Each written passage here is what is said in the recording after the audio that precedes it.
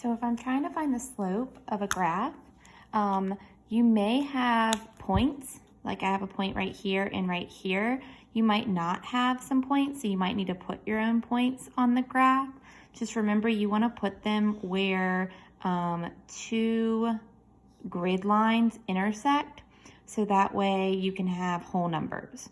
All right, so if you don't see points, you just want to pick 2 points. So I'll make a little note of that right here.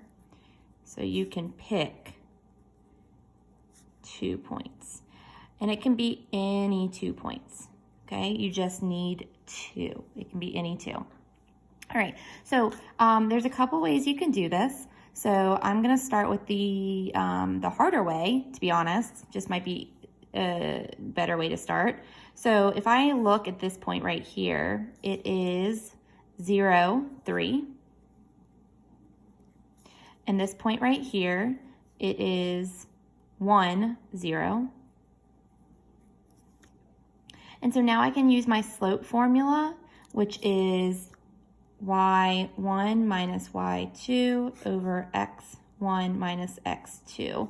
I can use my slope formula to find the slope between these 2 points. So I would just plug in the 3 for y1, the 0 for y2, the 0 for x1, and the 1 for x2. So if I do that, so I said 3 minus 0 over 0 minus 1, well then I would get a slope of 3 over negative 1, or just negative 3. And that makes sense because my line's going down, so it's definitely going to be a negative slope.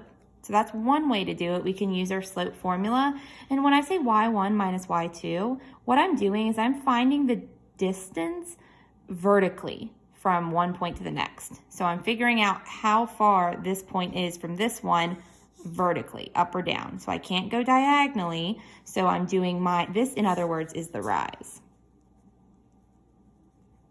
And then this is going to be the run. So I'm figuring out how far they are apart from left to right.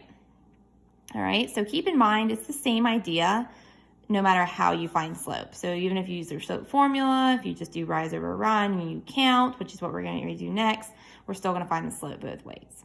Okay, so that's the harder way. You can use your slope formula by picking these 2 points and finding the actual coordinates, or you can just, like I said, count. So we're going to find how far I rise or go up and down over how far I run or go to the left and right. All right, so if I go up, it's going to be positive. If I go down, it's going to be negative. If I go to the left, it's going to be negative. If I go to the right, it's going to be positive. And a way to remember that is think about the direction, the coordinate values. So like if I go up, I'm going towards the positive numbers. If I go down, I'm going towards the negative numbers. Left, negative numbers, right, positive numbers. So that's kind of a way to help. So if I think about how far, so let's just start at this point right here. If I'm going down 1, 2, 3, then it's going to be a negative 3.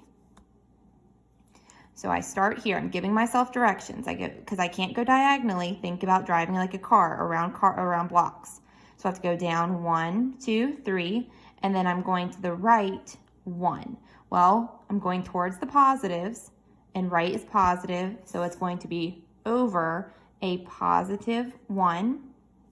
So I have a negative 3 over a positive 1, which would simplify just to negative 3. And that's exactly what we got when we used our slope formula. So you can either use the formula, or you can start at one point and give yourself directions to get to the next point. Start with going up or down first. Rise always goes on top.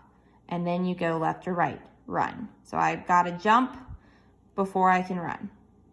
Jump, or I guess crouch, before I can run.